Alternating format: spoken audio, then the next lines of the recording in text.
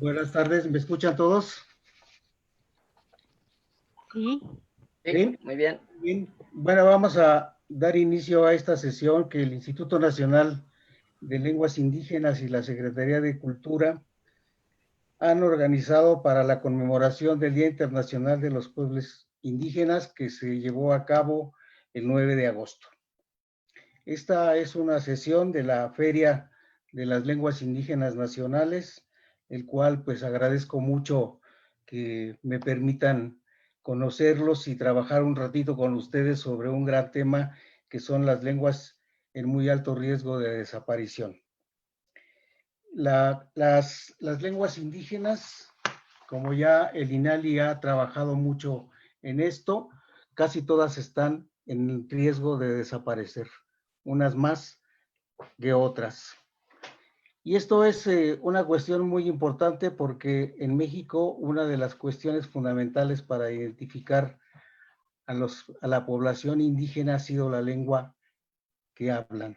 Y esto nos ha llevado a cuestiones de que si no hablan la lengua, la población indígena a veces no quiere ser atendida por las instituciones públicas. Me parece muy importante esta acción que realiza el INALI, en el que ha invitado a Teresa Damián Jara, que no conozco personalmente, pero que me da mucho gusto verla, ¿no? A la maestra Denise Rebeca Gómez Ramírez, que sí la conozco y me da mucho gusto verla también, ¿no? A Jonathan Rangel, que me da mucho gusto que trabaje una lengua que fue un escándalo cuando empezamos a trabajar en el INALI con ella, que es el ayapaneco, y que ahora pues todavía está en muy alto riesgo de desaparecer. También vamos a tener un video de Gildardo Butimea Romero, que es un compañero guarijío, ¿no? Una lengua que está en riesgo de desaparecer, pero también su cultura está a punto de desaparecer por la construcción de la presa Los Candiles, que acaba de empezar su inundación. Bien, vamos a empezar con la participación de Teresa Damián Jara, ¿no? Que está aquí presente. Ella es hablante de Popoloca y no sé si se diga en Yiva o no sé cómo lo dices tú, pero ahorita nos lo vas a platicar. Ella es licenciada en Educación Primaria para el Medio Indígena y también es maestra en Educación, y su campo de práctica educativa lo hizo en la Universidad Pedagógica Nacional. Es una militante de la lengua en Yiva y ha participado como asesora en diferentes diplomados. Ha participado en la Universidad de Arizona, en talleres de lenguaje, paisajes y formas de vida. Ha sido jurado y evaluadora en programas de lengua en Yiva o Popoloca.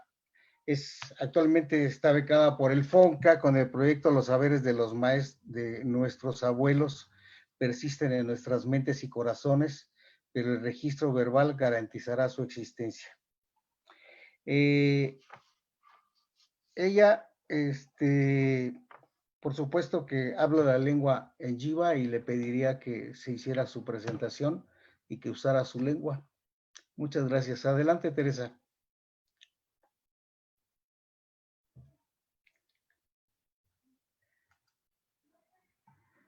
Creo que no tienes tu micrófono. Voy a ocupar mi presentación. Sí, adelante. ¿Desde mi máquina o desde ahí? Creo que le iban a presentar desde allá. Así es. Desde mi máquina. A ver, ponla. Ajá, ¿ya está? Oh, se fue.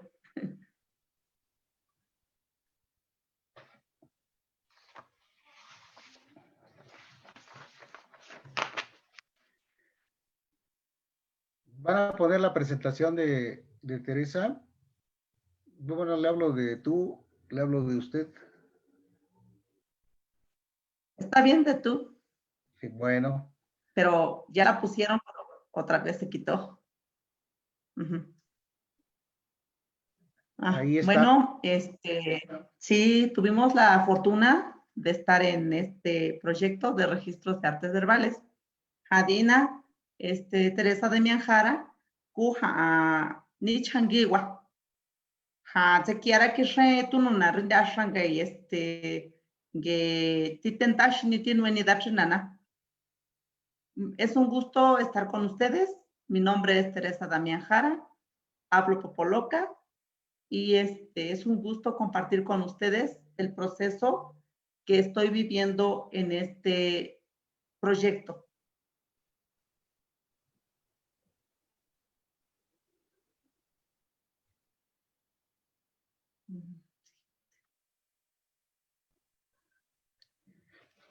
Y bueno, mi comunidad es una comunidad grande de más de 25,000 habitantes.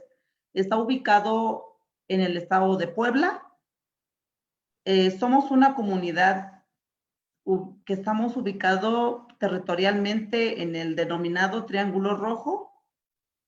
Por consiguiente, es una comunidad con un deterioro social muy marcado y que a pesar de estas condiciones, pues nos unimos para sacar y trabajar este proyecto.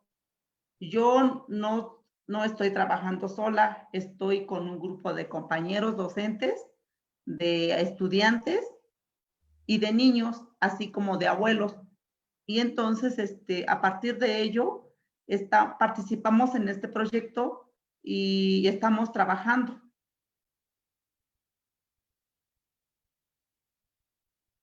Y la comunidad se llama San Marcos Tlacoyalco.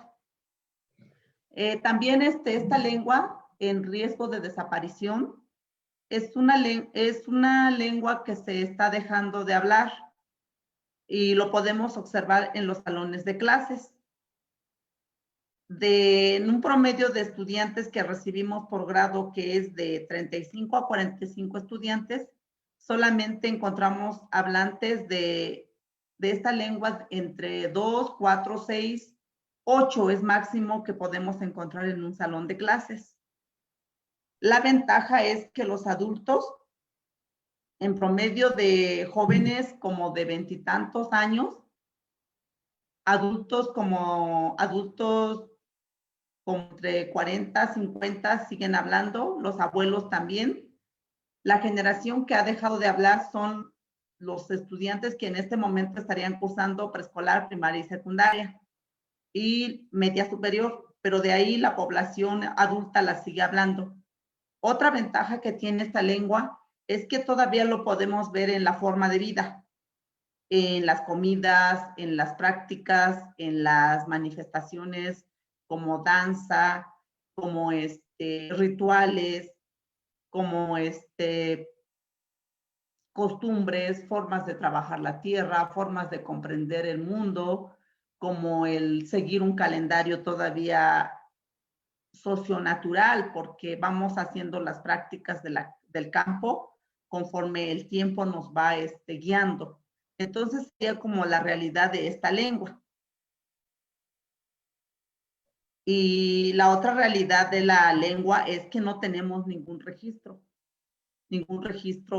escrito o en videos, en audios. Y si muchos algunos a lo mejor lo han documentado, pero están en lugares, en otras universidades, a lo mejor en el extranjero, pero Popoloca, San Marcos, no se ha registrado.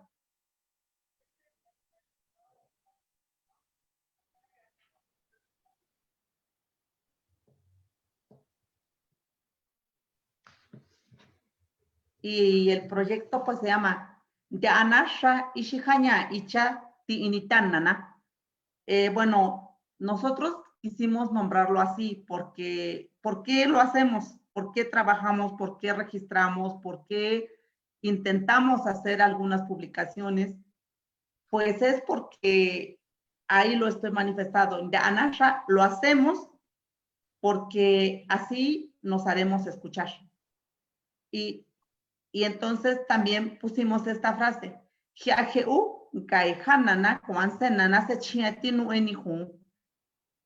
Literalmente quiere decir que no solo en nuestro pensamiento y en nuestro corazón tendremos este conocimiento de nuestros abuelos, sino que también hay la necesidad de hacerlo por escrito, con audios, con videos. Entonces dice, los saberes de nuestros abuelos persisten en nuestras mentes y corazones, pero el registro verbal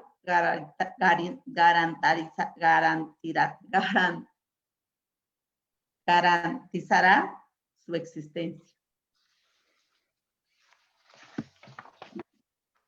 Y entonces pusimos algunos objetivos.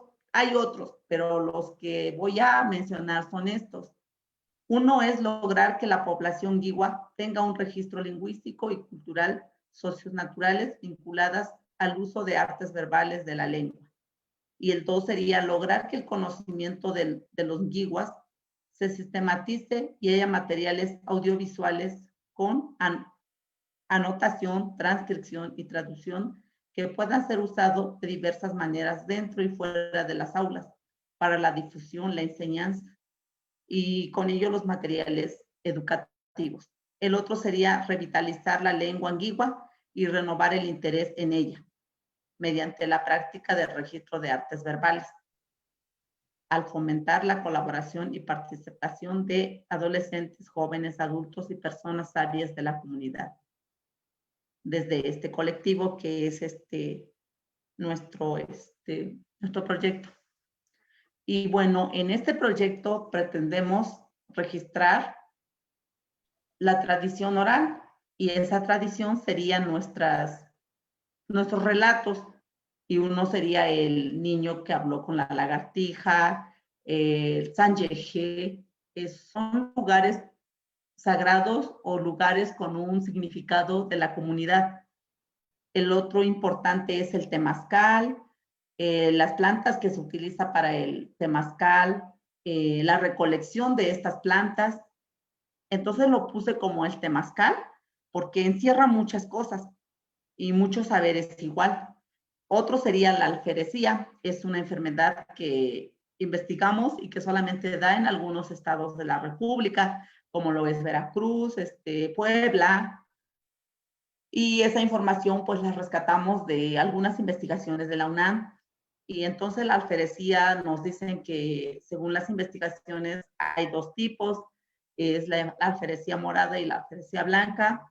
Y entonces también vamos registrando cuáles son las plantas, animales y flores para curar esta enfermedad. Y todo eso se va a registrar. El último sería el llamado del espíritu. También es otra parte importante de nuestra cultura y de nuestra lengua. Y entonces consiste en pasos o momentos de cómo llevar a cabo esto. La otra sería para la realización de estas prácticas ha habido pláticas, ha habido recolección de lo que se va a ocupar, y también visitas anteriores a las grabaciones.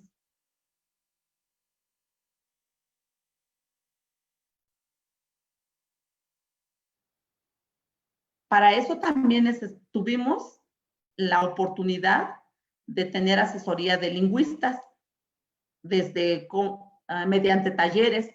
y estos talleres pues nos apoyaron en cómo hacer uso de los programas para el registro, el manejo de la cámara y las grabadoras, porque teníamos desconocimiento en eso, y técnicas para el manejo de estos.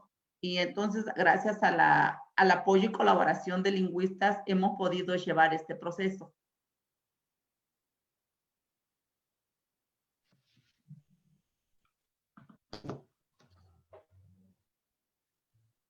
Pues la realidad que estamos viviendo desde el COVID nos causa, primero, pues es incierto, ¿no? Incierto porque no sabemos a dónde vamos a terminar, cómo vamos a terminar, en qué condiciones nos vamos a estar moviendo después de esta pandemia. Y a lo mejor no solo nos va a dejar daños, va a haber daños emocionales, caos, porque ya lo estamos observando, y muchas familias van a quedar sin algunos miembros, y entonces es incierto, no sabemos qué sigue.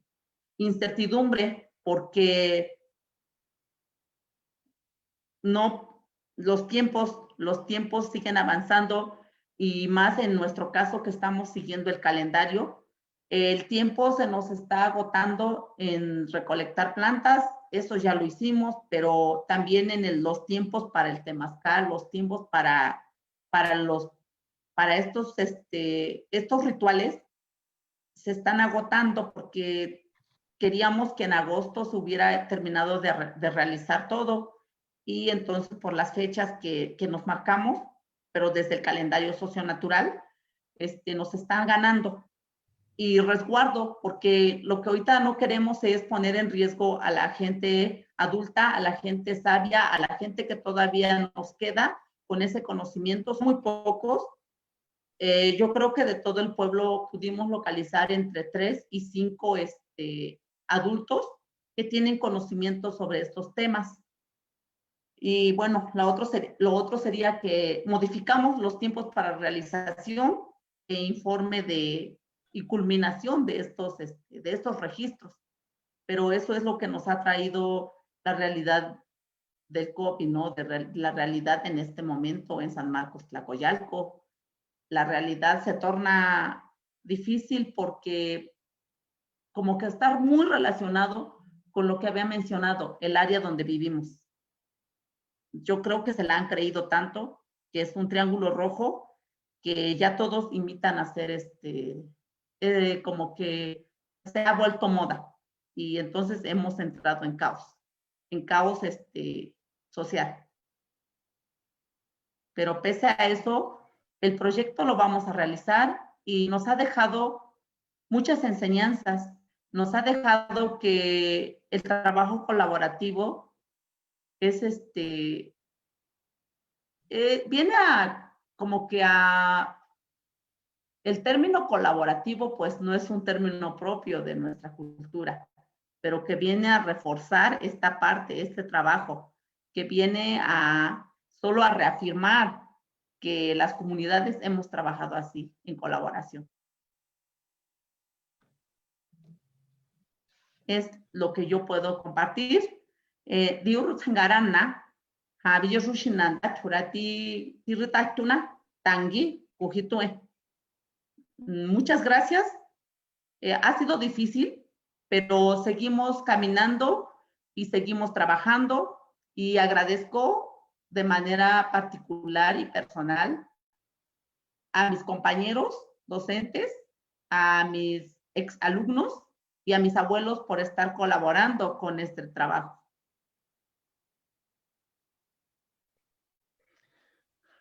Pues muchas gracias, Teresa. Yo realmente tendría muchas preguntas y muchos comentarios. Lo que yo creo que para una lengua en riesgo de desaparición, como el Popoluca y el Popoloca y las otras lenguas, ¿no? El tiempo siempre lo tenemos encima, siempre está encima, ¿no? Tenemos que apurarnos si queremos que estas lenguas continúen escuchándose. Me parece también importante que no poner en riesgo a los abuelos que están trabajando en esto que tú llamas el caos social. Esperemos que la colaboración que ustedes tienen se pueda mantener con todas las instituciones para seguir hablando esta lengua tan importante para nuestro país. Ahora, tocaría el turno para Gildardo Buitimea Romero, que es un compañero guarijío de Sonora, pero que él es miembro del pueblo guarijío y es hablante de esa lengua. Él trabaja como traductor e intérprete para su comunidad.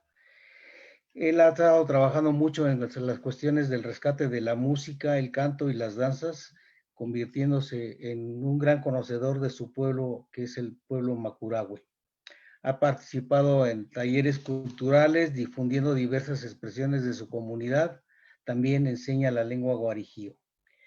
Como recopilador de cuentos y cantos tradicionales, ha sido consultado y ha colaborado en investigaciones como los relatos guarijíos publicados por la Dirección General de Culturas Populares y fiestas y cantos antiguos en el norte de México. Actualmente él es becario del FONCA con el proyecto Registro de la Memoria Histórica del Pueblo Guarijío Macurahue a través de sus cantos, cuentos, leyendas e historias.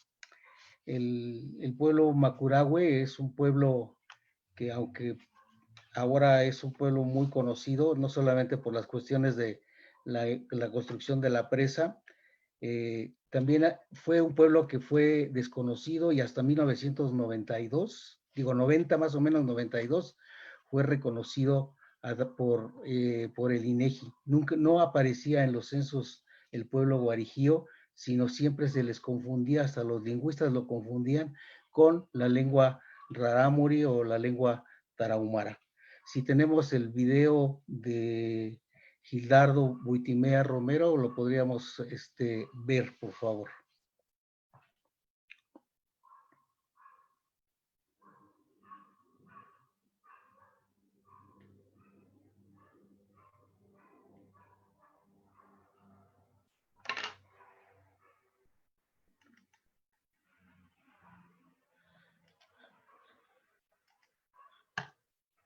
¿Alguien va a poner el video de Gildardo?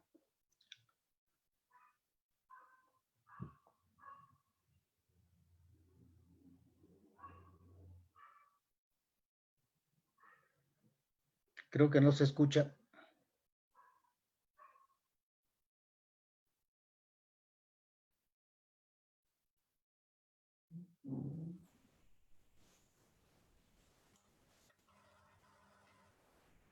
Dios cuida, Gildardo. Soy hablante de la lengua guarijío, promotor de mi comunidad.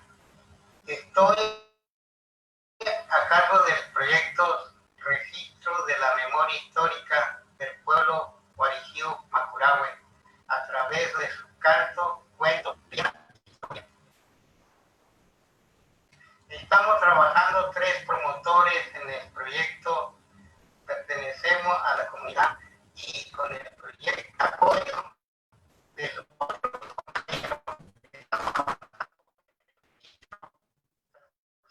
y narración de los cuentos.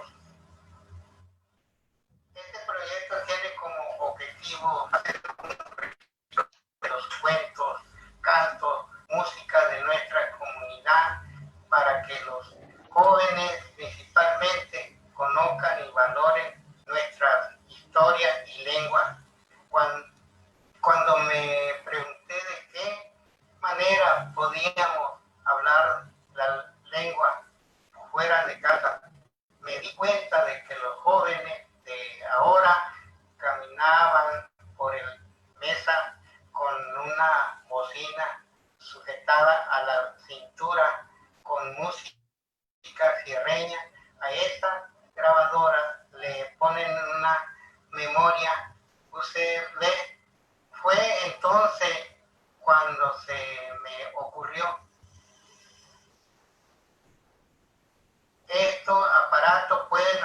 ayudar a escuchar los cuentos, leyendas que hemos venido perdiendo.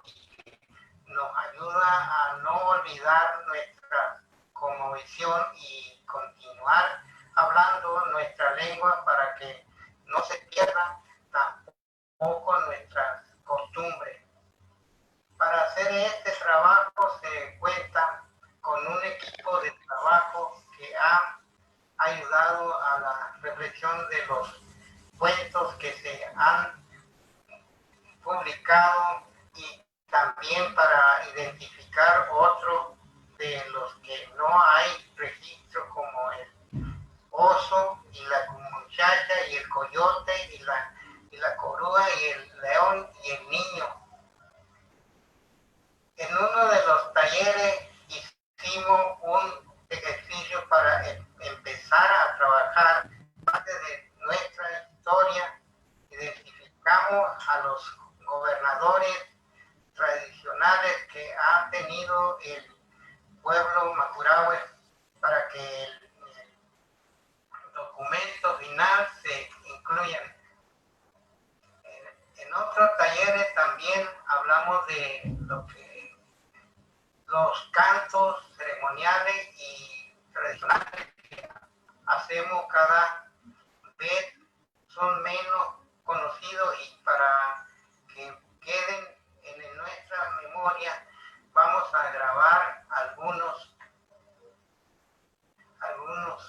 La idea es que el registro que se haga de los cuentos y la música sea escuchada en nuestra lengua materna. El resultado final de este proyecto será un documento que, además de los relatos, incluye información de historia, fechas, importantes ceremonias.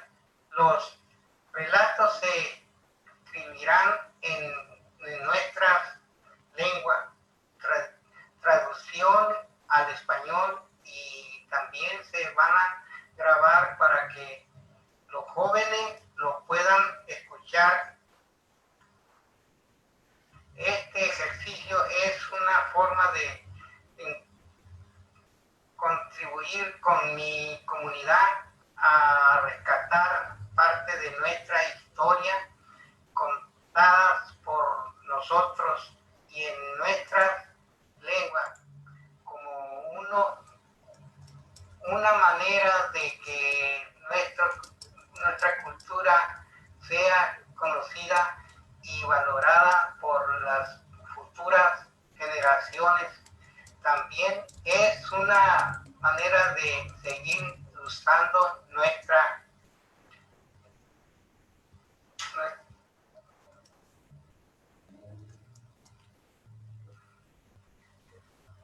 lengua y que no se pierdan nuestros relatos.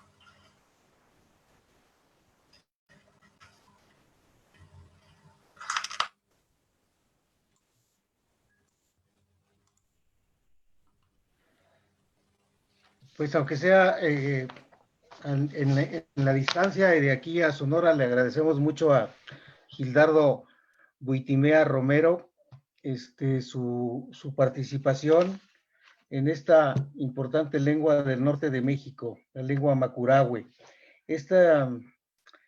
Quisiéramos hacerle preguntas a Gildardo, pero pues por los problemas de esta cosa que todos vivimos de la pandemia y por la lejanía donde está su comunidad, pues él no puede contestar las preguntas y solamente mandó su video.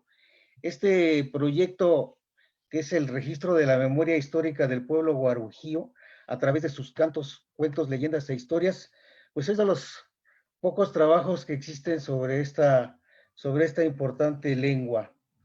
Esta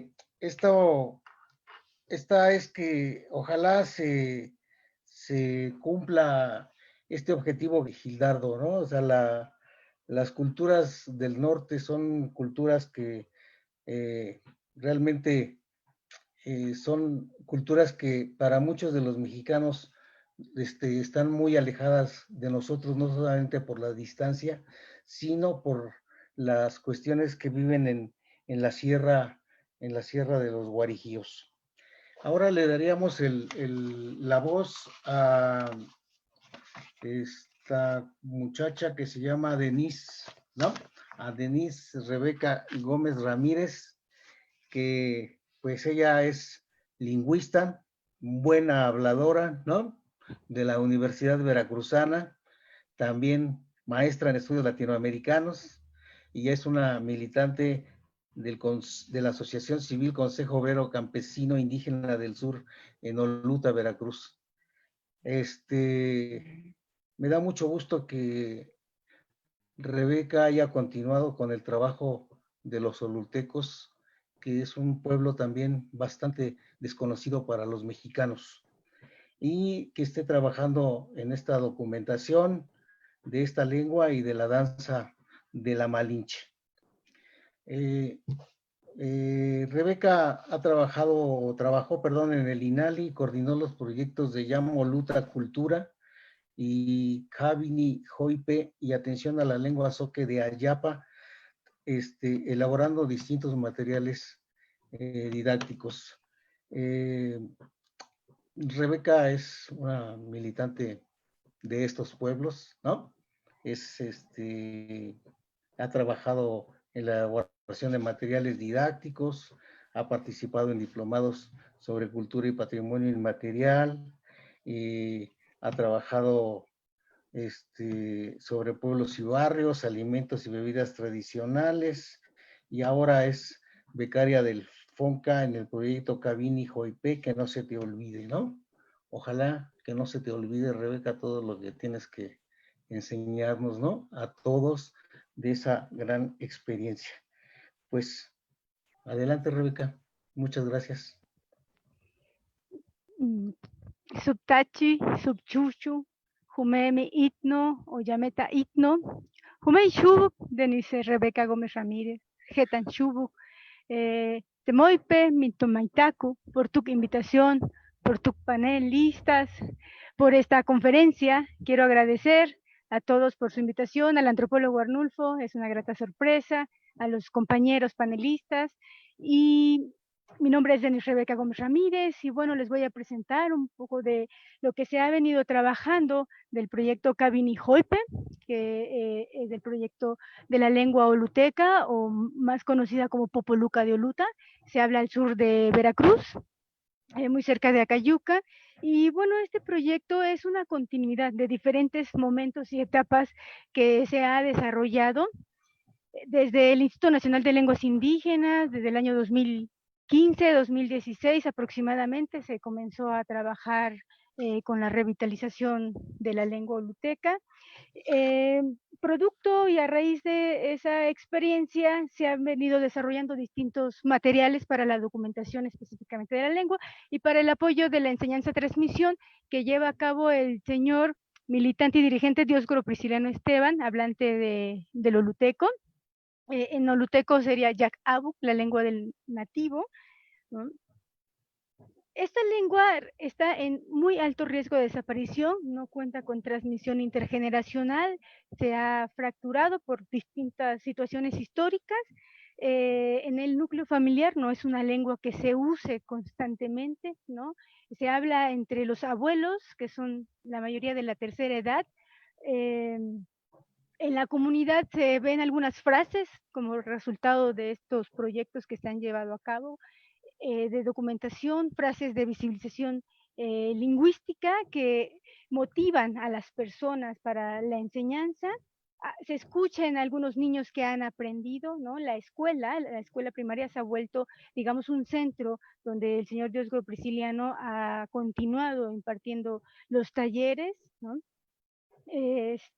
Y bueno, los niños y los jóvenes o las nuevas generaciones ahora en este momento podríamos decir que pueden tener conversaciones muy prácticas, ¿no? Frases prácticas para comunicarse en contextos cotidianos donde se esté usando la lengua. Respecto a las autoridades, bueno, han colaborado, sí, en el uso de espacios, ¿no? En el uso de espacios y con apoyo en algunas actividades. Es fundamental en estos proyectos o para trabajar con este tipo de lenguas el apoyo de la comunidad. Sin el sustento comunitario no hay proyecto, no hay, pues no hay enseñanza, transmisiones, es muy, muy importante. También hay de las 4 instancias oficiales que recaban toda esta estos datos para catalogar las lenguas en riesgo, pues el INALI, el INPI actualmente, la UNESCO, Ethnolo y otras, todas coinciden con el riesgo muy alto de el oluteco, ya que tiene menos de 1000 hablantes y bueno, pues las funciones comunicativas son en la mayoría en español, ¿no? Los impactos que se han tenido hasta ahora o algunos resultados, como bien ya les comentaba, ¿no? La memoria oral es una herramienta importantísima para la revitalización y la concientización de la población. Toda esta historia oral que se recaba por medio de cantos, adivinanzas, cuentos, refranes, rezos, aporta y es un potencial, ¿no? Para un cambio, sobre todo en las actitudes lingüísticas y en la revaloración de la lengua y sobre todo se vuelve ahora como un elemento fundamental de la identidad, ¿no? La lengua que en algún momento, por, como ya hemos comentado, diferentes factores, se ha ido desplazando, ¿no? Y se han ido otros elementos, digamos, imponiéndose a esta falta de transmisión intergeneracional, pues en el oluteco se ha vuelto de alguna forma una resistencia lingüística, ¿no? No se puede hablar todavía de una revitalización de la lengua porque falta mucho todavía para eso y se requiere de la colaboración de todas las instancias, no solo de la comunidad, sino también de las instancias gubernamentales. El proyecto ha estado dirigido a todo público interesado, a niños, a jóvenes, a abuelos, a gente pues que quiera colaborar e interesar, participar sobre todo en actividades, porque una vez que se recopilan los cantos, los cuentos, pues se vincula con dinámicas comunitarias de festividades que tengan que ver con festividades para la población, como una ceremonia ancestral, ¿no? Del ritual de las cosechas, por ejemplo, un poco es parecido, vinculado a lo que decía la compañera, ¿no? Las actividades forman parte también de la vida cotidiana de los solutecos y se trata de hacer visible y presente la lengua, ¿no? Que se escuche en la comunidad cuando recién, pues varios de nosotros que estamos ahora en este panel, visitamos este lugar, no se escuchaba a la comunidad. Dioscoro Prisciliano, que ha sido un gran impulsor en todo este trabajo, siempre ha estado constante y continuo, sin embargo, faltaba apoyo, ¿no? Apoyo para seguir difundiendo y documentando esta lengua. Ha habido también otros lingüistas que han hecho documentación lingüística, como Roberto Zavala, Laurence Clark y muchos otros, ¿no? Que han participado y todo ha sido un aporte, ¿no? Todo ha contribuido a la documentación lingüística. También quiero comentar que producto de este proyecto los materiales didácticos se escriben no con la propuesta de escritura de las lenguas mijes-oquianas, ¿no? Sino con la de Laurence Clark, que es con la que los solutecos se sienten más familiarizados, ¿no? Y están como más adaptados a esa forma de escritura. Por eso los materiales se presentan con la escritura, con el alfabeto que propone Laurence Clark. ¿Qué ha sucedido ahora con la pandemia del COVID-19? Pues realmente las personas, como bien saben, son abuelos, se han guardado, se están cuidando, sí se toman las medidas preventivas y demás, ¿no? Las actividades públicas que se tenían pensado no se han realizado, sin embargo, hemos cambiado un poco la propuesta, ¿no? Ahora en la sana distancia y de alguna manera utilizando los medios de internet y otras herramientas se ha podido llevar a cabo algunos materiales, ¿no?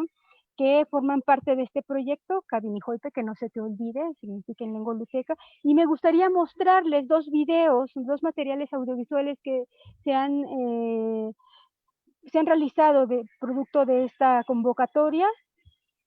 bueno, son los primeros productos, faltan otros tantos y como bien les digo, actividades públicas sobre todo que serían las que se han postergado, ¿no? Para más adelante.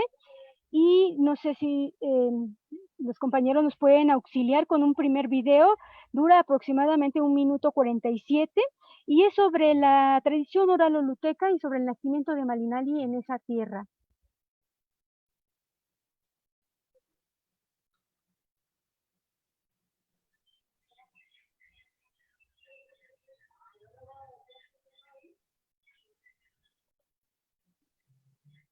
¿No se escucha?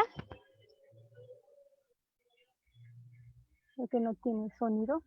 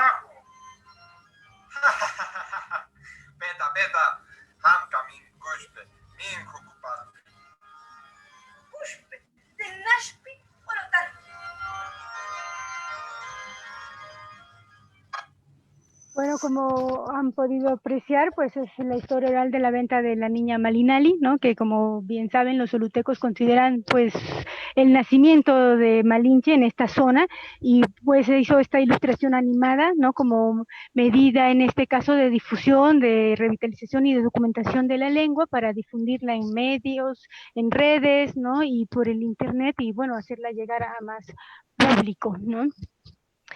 También tenemos otro video que este sí se dio por Altavoz de Conciencia, se llama. La ilustración la realizó Juanita Mendoza Martínez, ella es una también luchadora de la enseñanza de la lengua, ahora ya se ha vuelto un aprendiz, ¿no? De todos los años que ya lleva también acompañando al señor Diosgro Prisciliano, y ahora podemos decir que, bueno, ya ella se ha vuelto, ¿no? De alguna forma hablante de esta lengua. También ha colaborado en este proyecto Adrián Villalobos, que colabora con la fotografía, el audio, bueno, en mi caso, ¿no? El señor Diosgro Prisciliano, que está siempre atento y al tanto. Hemos también realizado con él algún video con frases prácticas de la vida, de los animales, de la granja, de cómo se vive en Oluta. El siguiente video que les voy a presentar se llama Altavoz de Conciencia y es un mensaje de concientización sobre la importancia de la lengua en oluteco.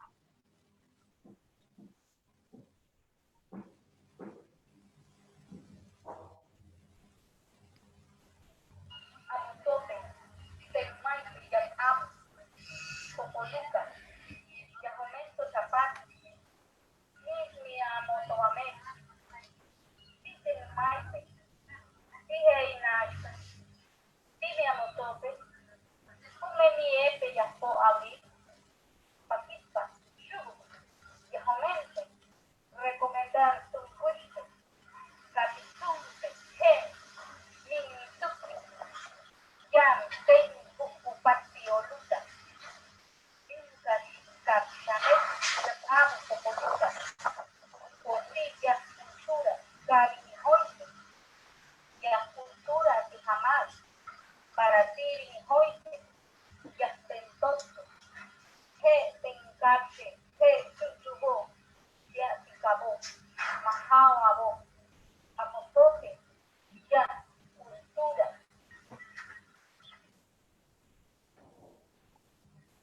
bueno, también es otro video que hemos logrado realizar y tratando de usar los medios, ¿no? En este caso son los palos que hablan, que existen en la comunidad y que por medio de ellos tratamos de transmitir, ¿no? Que se siga escuchando la lengua, que se sigan haciendo las actividades, ¿no? Y bueno, lo hacemos llegar por este medio, ya que la comunidad, como bien les decía, sí está siguiendo las medidas y pues la sana distancia, ¿no? El resguardo en sus casas.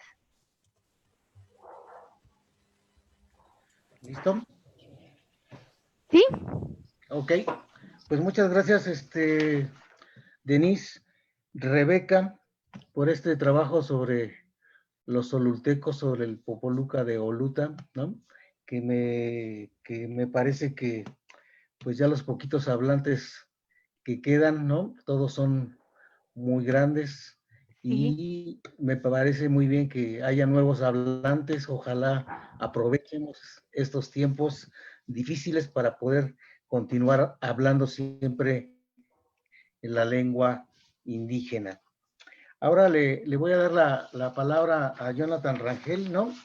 Que pues para mí es una gran sorpresa que un joven como él, como todos ustedes, esté trabajando lenguas en riesgo de desaparición, que Jonathan pues es un doctor en ciencias del lenguaje por el Instituto Nacional de Lenguas y Civilizaciones Orientales en París. Es maestro en ciencias del lenguaje y en lenguas aplicadas por la Universidad de Rouen en Francia y becario del CONACYT.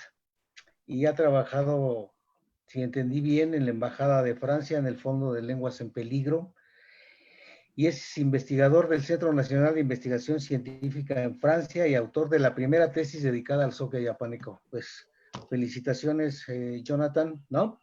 Ojalá la puedas poner en PDF, leer por ahí. También trabaja como asesor en proyectos comunitarios de revitalización y su trabajo se centra principalmente en la implementación de metodologías y estrategias para el estudio, documentación y revitalización de lenguas en muy alto riesgo de desaparición. Actualmente, Jonathan es becario del FUNJA con el proyecto Documentación Colaborativa y Comunitaria de Tradiciones Orales Ayapanecas.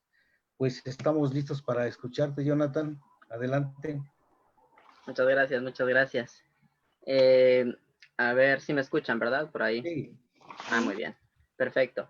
Bueno, pues antes que nada, muchas gracias por la invitación y también para tener un espacio aquí para reunirnos entre todos los que estamos trabajando un poquito en esta área, ¿no? De los trabajos que tienen que ver con lenguas en muy alto riesgo, porque creo que es la primera vez que nos hemos reunido, aunque sea de forma virtual, los que estamos de alguna forma involucrados en esto, tanto comunidades como gente que trabajamos ahí y que visitamos. Entonces creo que es bastante importante poder tener un espacio y poder dialogar un poquito sobre esto. Bueno, en cuanto al proyecto, ya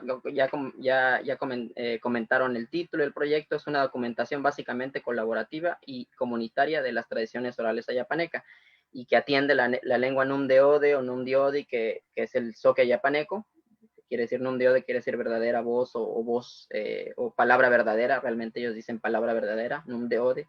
Y pues es una lengua de la familia Mijezoque, como en el caso del Oluteco, son de la misma familia, son lenguas hermanas, que se habla en Jalpa de Méndez, en el estado de Tabasco. La cuestión de esta lengua, o el ayapaneco, como hay alrededor en el mundo, hay alrededor de 9-10% de las lenguas del mundo se encuentran en esta situación, como la que vive el ayapaneco y el oluteco. Estamos hablando de alrededor de 600-700 lenguas más o menos en el mundo que se encuentran en muy alto riesgo de desaparición, de acuerdo a datos del UNESCO. Y en México, además del ayapaneco, pues tenemos alrededor de otras 50 variantes más que se encuentran en un alto grado de desaparición.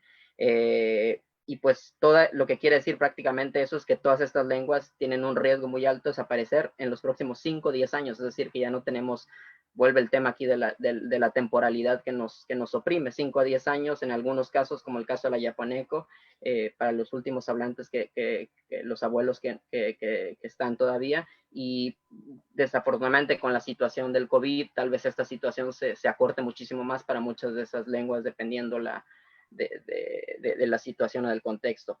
A la Yapanec pues, se habla de Nayapa, que es una comunidad que se encuentra en Jalpa de Méndez, que tiene alrededor de 5.500 habitantes, y Actualmente la yapaneco quedan alrededor de 6 personas solamente, que son 6 abuelos, que son los que todavía hablan de alguna forma la lengua.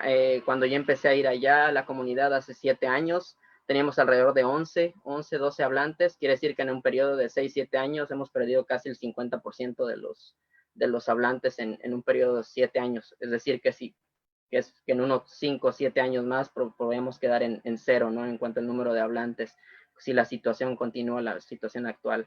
Y tenemos igual un hablante de herencia, que es un hablante de herencia de los 30 años. Y pues bueno, la transmisión de la lengua, como la cuestión de los olutecos, se vio o ha estado interrumpida desde hace más de 60 años debido a múltiples factores, y por eso es que no tenemos hablantes jóvenes ya.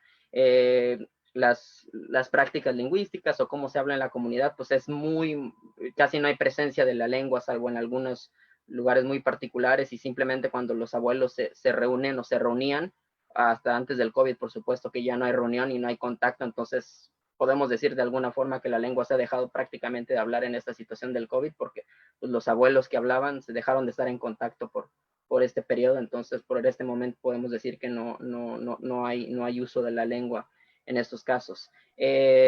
Hasta hace poco todavía la lengua no se contaba con un sistema de escritura ni una ortografía. Desde hace el año pasado empezamos a trabajar una ortografía, y pues que apenas está en fase de prueba, y que es la idea es poderlo utilizar. El proyecto, pues la idea del proyecto, el objetivo es poder documentar una muestra de las distintas tradiciones orales que hay en Ayapa, que incluyen narraciones y cuentos.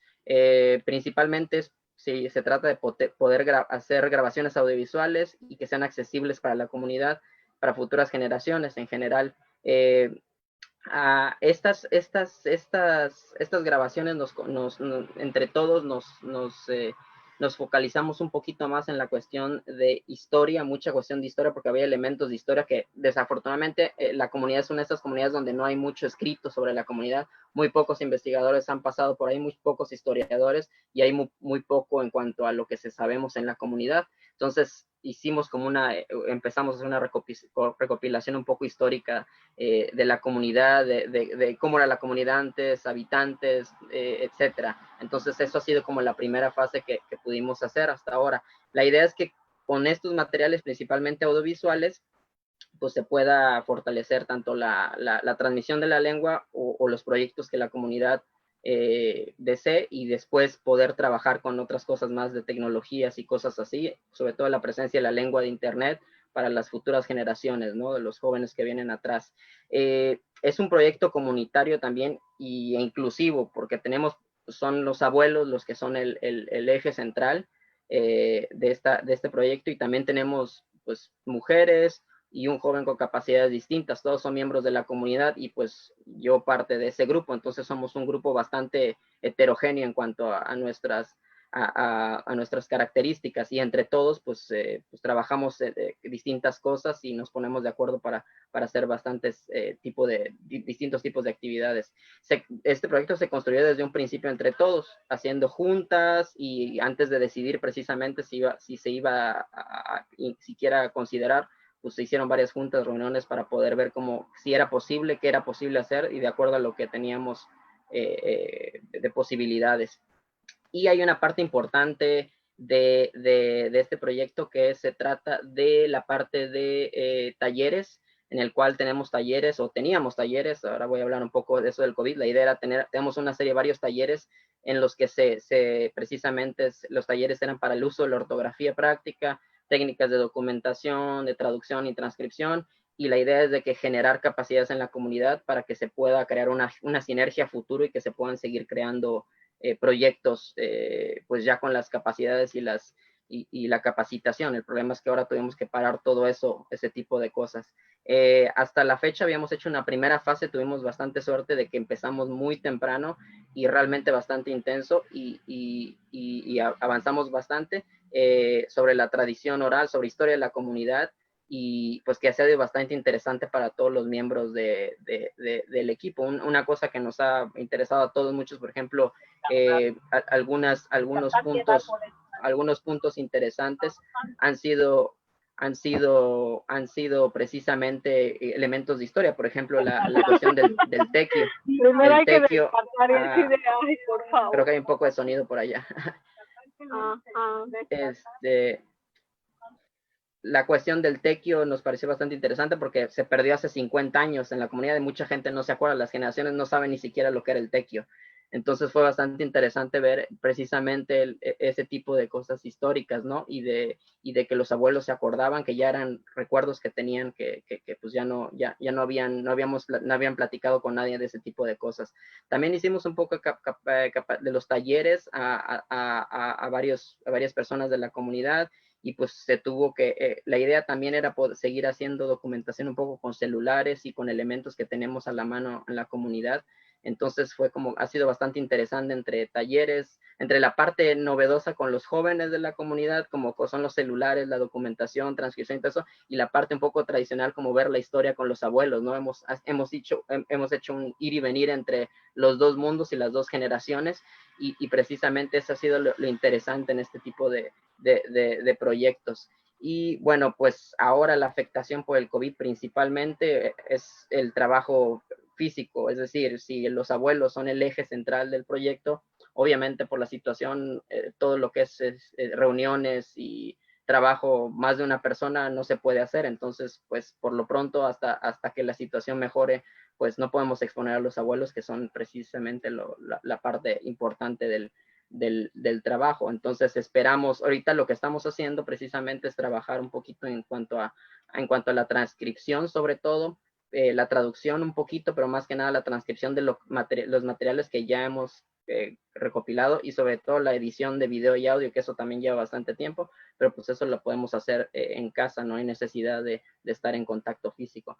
Entonces, ese ha sido hasta ahora más o menos la situación. Esperemos que podamos continuar en la segunda fase de este proyecto y poder continuar con lo que sigue de este trabajo. Volvemos al mismo punto del tiempo que apremia, ¿no? Y sobre todo el tiempo que apremia, y ahora muchísimo más, y creo que también eso es una situación que todos los que estamos aquí tenemos un poco, lo tenemos siempre en mente con este tipo de proyectos y de comunidades.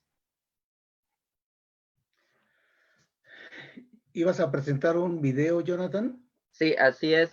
Por ahí tengo un video para que es uno de las últimas grabaciones que hicimos de varios materiales, para que vean, escuchen. No tiene subtítulos, pero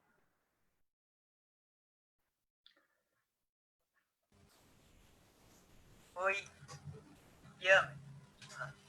Over the na, chilaman. Sama. No fui demasiado tan niño, no lo puedo ahora. Tan niño, no lo puedo hacer. Fui demasiado ya.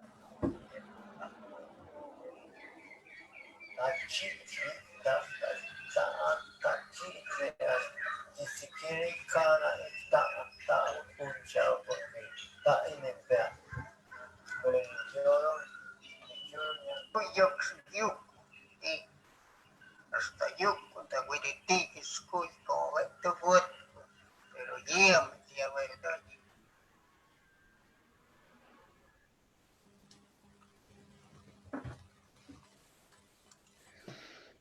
Híjole, pues muchas gracias, Jonathan. Me haces recordar ahora sí que viejos amigos. Te agradezco mucho que me hayas hecho recordar a los Manuelitos, ¿no? claro. A Don Gilo y a toda la comunidad de Ayapa que ha querido preservar este idioma, ¿no? Yo creo que es una de las lenguas que hay que reconocer que estamos a punto de perder, que no hemos hecho muchas cosas, los que trabajamos en las instituciones hemos hecho lo mínimo, ¿no? Y me parece que pues es muy importante, pues es horrible decirlo así, documentar solamente la lengua, ¿no? Y tratar de cuidar a estas personas que su necedad, su esfuerzo, su militancia y su cariño por continuar hablando las lenguas indígenas. Es asombroso, ¿no? En estas lenguas en las que todos ustedes se nos han estado hablando, ¿no? El esfuerzo ha sido de estos ancianos, ¿no? De estas personas mayores que han mostrado su capacidad de decir, bueno, hasta que, como dicen los pueblos, hasta que Dios quiera, ¿no? Seguirán hablando su idioma. Yo quiero agradecerles mucho a ustedes también su dedicación para poder seguir escuchando todos estos idiomas, pues hasta donde se pueda, ¿no? Y bueno, los veo jóvenes, entonces todavía se va a poder, ¿no? Y les quiero volver a agradecer mucho en esto. Ahora tendríamos algunas preguntas que no sé si, hay varias preguntas. Unas son relacionadas con la presencia del COVID y sus implicaciones en estos proyectos. Yo quisiera que antes del COVID, ¿no? Que eran los tiempos en los que sus esfuerzos, o sea, los de ustedes, estaban puestos en estas personas que continúan hablando la palabra verdadera, la palabra de los abuelos, la palabra de la gente, ¿no? La palabra de los hombres. ¿Qué es lo que a ustedes les impulsa a mantener estos idiomas, ¿no? O sea, yo solamente hablo castellano, ¿no? Y déjenme ahora hacer mi participación muy breve en las lenguas en riesgo de desaparición, ¿no? Era que yo trabajé en el Instituto Nacional Indigenista, en el área de cultura, y entonces llegaban los viejos, los ancianos, los mayores, y decía, antropólogo, en mi pueblo ya nada más yo hablo la lengua, ¿qué hacemos? Y la verdad era que no sabíamos qué hacer, ¿no? No sabíamos qué hacer. Entonces, por eso, alrededor de 1992 empezamos a trabajar en una idea de crear un Centro Nacional de Lenguas Indígenas que atendiera estos problemas que el propio Instituto Nacional Indigenista no sabía qué hacer. Se creó el Instituto Nacional de Lenguas Indígenas, ¿no? Y tampoco sabía qué hacer. Entonces, aquí fue la demanda y las iniciativas de los mayores con las que se empezaron a trabajar estas ideas de la revitalización. Ni siquiera sabíamos cuántas lenguas había, ni cuántas estaban en riesgo de desaparición, ni quiénes las hablaban. Los mayores decían que iban al INI y les decían el del INI, oiga, mi lengua ya está a punto de desaparecer, ¿qué hago? Y el del INI decía, pues haz proyecto, ¿no? Y entonces, ¿y qué proyecto? No, pues, no, tú haz proyecto y luego ya vienes y a ver qué hacemos. Y luego dice, íbamos a culturas populares y decían, oiga, ya mi lengua se está desapareciendo, ¿qué vamos a hacer? Y el de culturas populares decía, pues haz proyecto, ¿no? Haz proyecto. Y luego fueron al INALI, ¿y qué creen que les decíamos? ¿No? No, les decíamos, pues hay que platicar porque no tenemos dinero, ¿no? Hay que hablar, ¿no? Hay muchas cosas que tenemos que hacer para continuar hablando las lenguas indígenas, ¿no? En el INARI empezamos a hacer algunos de esos proyectos con los popolucas, con los popolocas, con los ayapanecos, con los olultecos, ¿no? Con los del norte también que están a punto de desaparecer, el Cucapá, el Quiligua, el Paipai, ¿no? Y luego decíamos que todavía existían los cochimís y los lingüistas nos dijeron que ya la cochimís ya no había. Entonces, ¿qué cosa es lo que tenemos que hacer? Unos lingüistas decían, pues nada, no podemos hacer nada más que documentar, ¿no? Otros, como algunos de ustedes, ¿no? Diciendo, pues hay que recuperar la lengua, hay que hacer proyectos de fortalecimiento, de revitalización, ¿no? ¿Y cómo se hacen? Entonces yo les preguntaba a los lingüistas, ¿y qué podemos hacer para que una lengua se continúe hablando? Casi nunca me contestaron, ¿no? Entonces, pues ahora les quiero preguntar a ustedes, ¿qué hacemos? ¿Qué más hacemos para revitalizar y fortalecer estas lenguas que hablan nuestros mayores? No sé si alguien quiere empezar o le damos la palabra a alguien. ¿Quién empieza, Denise o Denise, Teresa? ¿Quién quiere? entonces. Denise.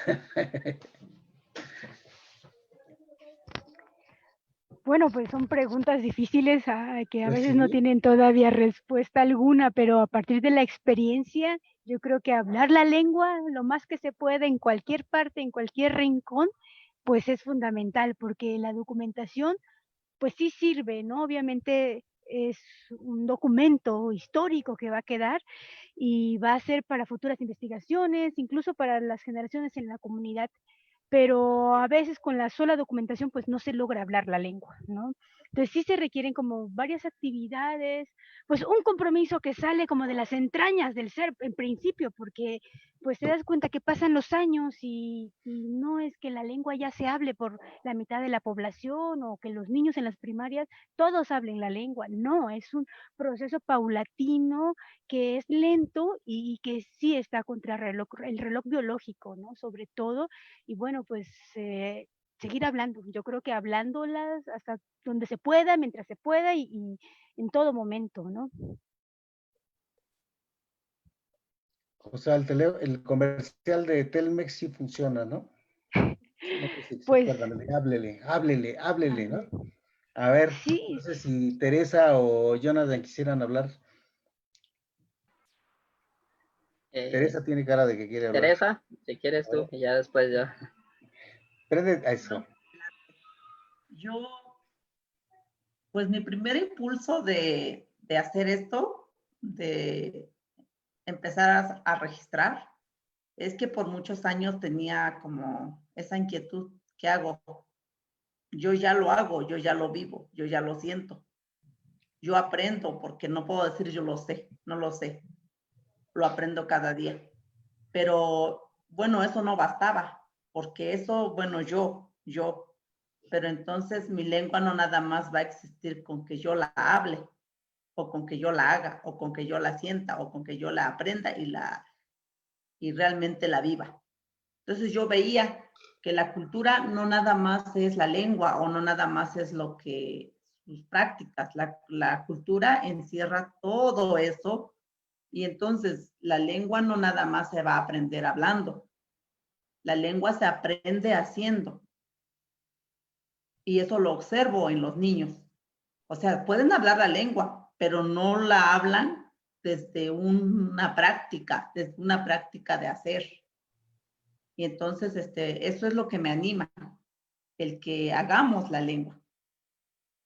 No solo la hablemos, sino la hagamos en términos no de discurso, en términos de que no porque la domino ya la sé hablar, no, bueno, yo puedo decirlo desde el Popoloca, Anguigua, que para aprenderla hay que vivirla. Y eso es lo que me motiva.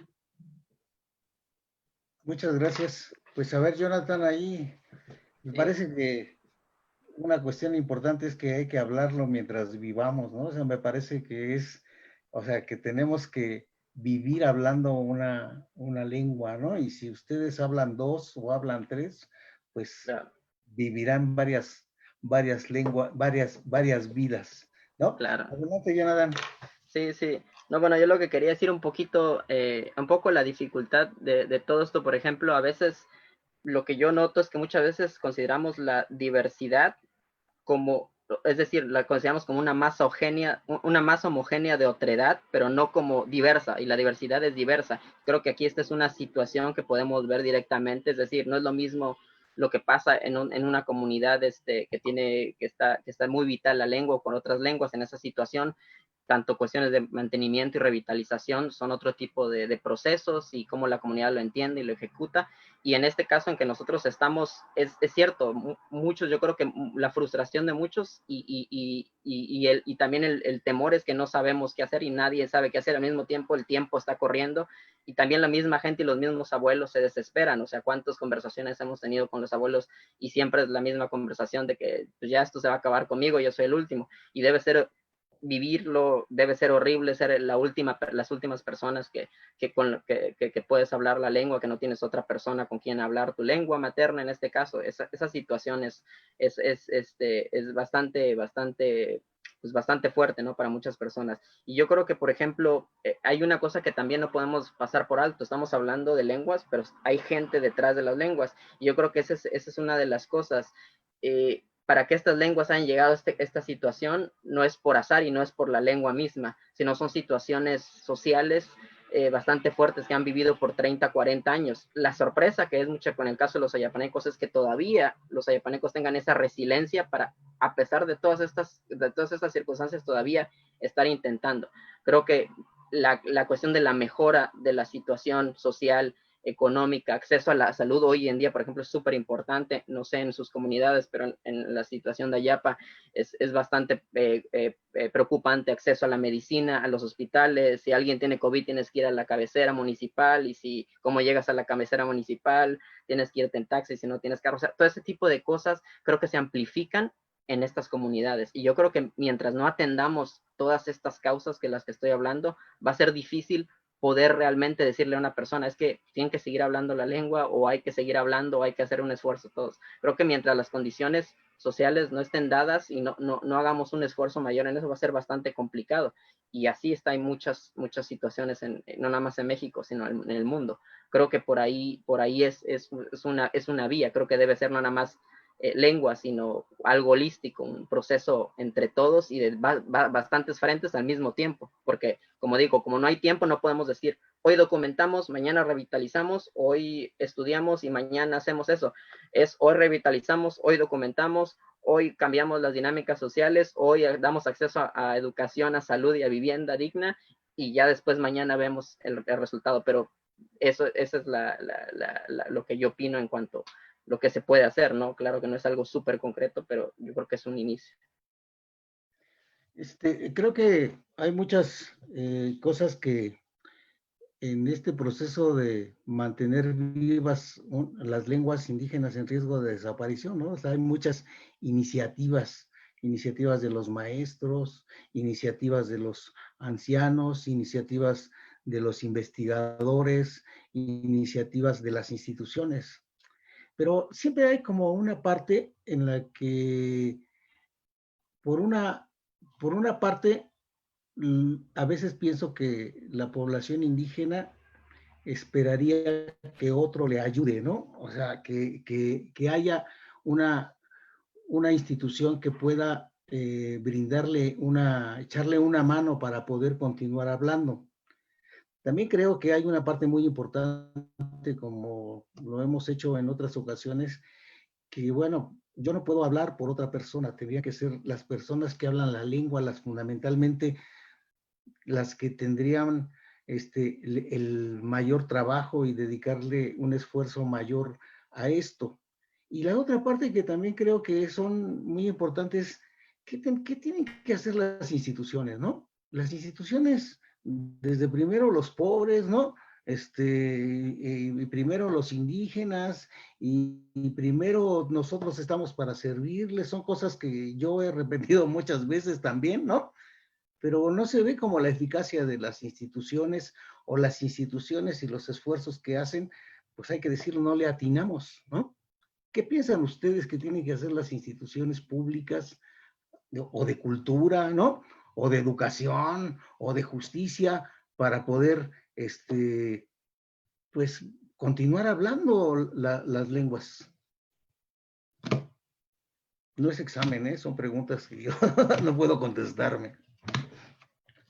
Bueno, yo coincido completamente en que la lengua no es por sí sola, ¿no? Hay hablantes, hay un contexto social, y si el contexto social no ayuda, pues es imposible, ¿no? Una revitalización, una documentación, y el esfuerzo de los hablantes por querer seguir hablando, ¿no? La lengua en cualquier circunstancia y en cualquier situación, con apoyo o sin apoyo de las instituciones, pues es lo que mantiene vivo la chispa, ¿no? Yo creo, esa vitalidad que está en las comunidades.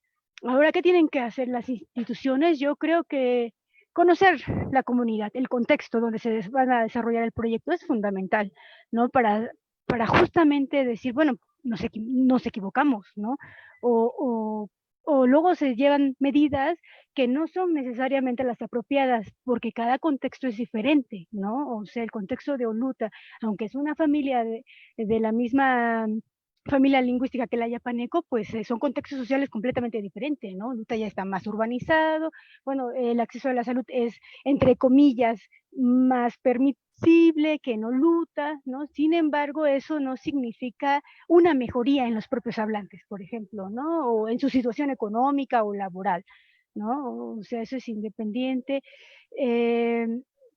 Sin embargo, creo que si conocer el contexto donde se van a desarrollar los proyectos de primera mano, la situación, ahora si la comunidad cuenta o no con Internet, qué tipo de Internet, cuáles son esas desigualdades que se han generado, la discriminación, ¿no?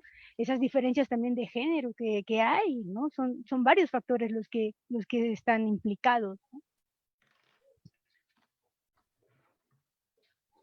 Teresa, ¿quieres comentar?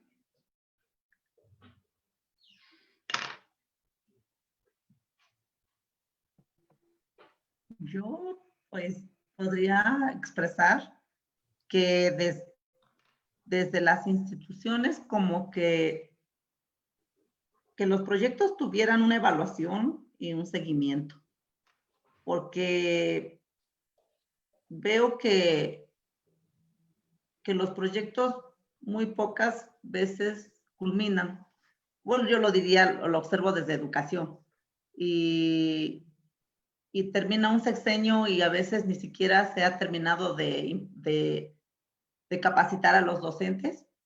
Y entonces yo pienso que eso le sucede a las instituciones porque son reformas y se van dando. Entonces no meramente el que representa las instituciones, sino que sería como el proyecto de nación, el proyecto de no qué necesitamos los indígenas o qué necesitamos los pobres, sino que debería pensarse desde ellos, no desde los otros, qué creen que nosotros necesitamos, ¿no? Bueno, sería mi punto de vista.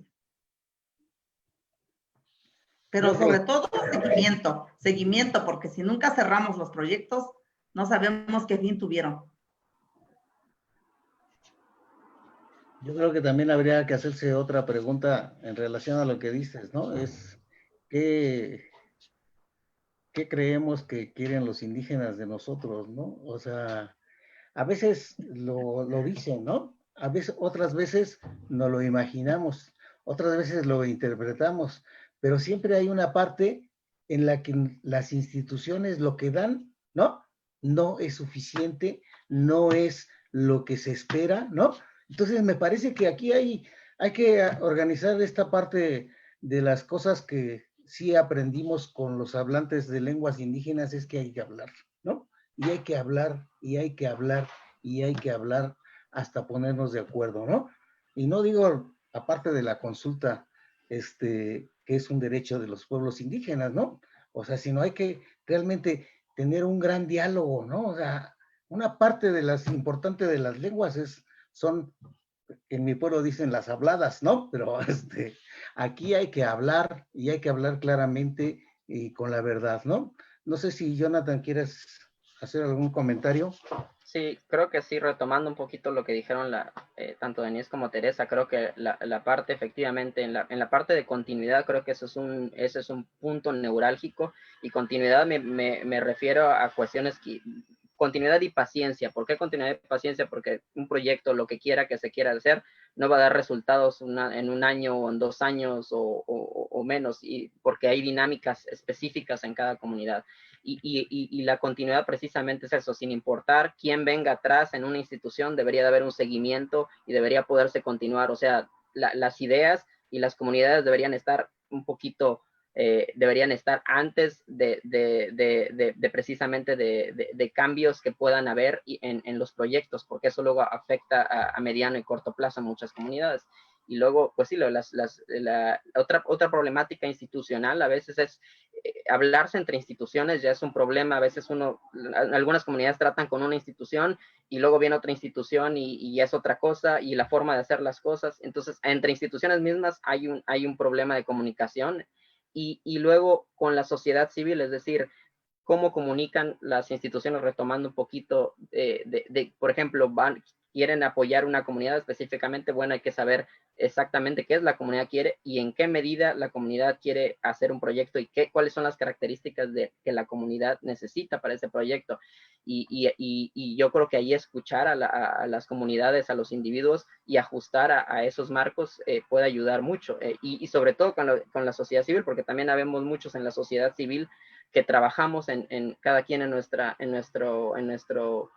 lado y muchas veces, a veces no, por ejemplo, no hay comunicación con nosotros o no hay ese tipo de sinergias. Creo que sobre todo para este tipo de situaciones de muy alto riesgo se necesitan sinergias, poder hacer cosas entre todos y organizarse, escucharnos, hablar y poner todo lo que podamos hacer y echarle toda la leña por la misma cuestión de tiempo que estoy diciendo y sobre todo por la cuestión de COVID.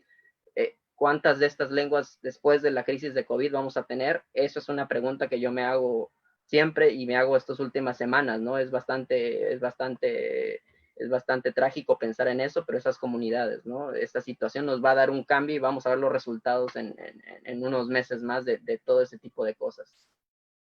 Pues el tiempo se me acabó a mí, ¿no? Para esta reunión con ustedes. Solamente hay tiempo para hacerle una pregunta que le hacen a la maestra Teresa Damián. Le preguntan qué factores considera que influyen en los indígenas de nivel primaria o secundaria o medio de los saberes de los pueblos, qué factores ayudan para que eso se permanezca en sus corazones. Y hay otra pregunta que es cómo puede ayudar otras personas a ustedes.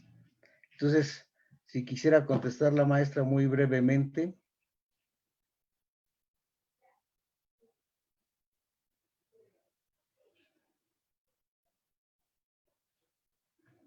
Su micrófono, maestra.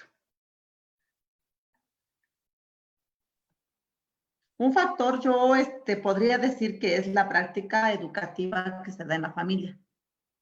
¿Cómo educamos? ¿Cómo desde la familia educamos a los hijos, a los nietos, a los sobrinos? Porque finalmente en los pueblos se educa en comunidad.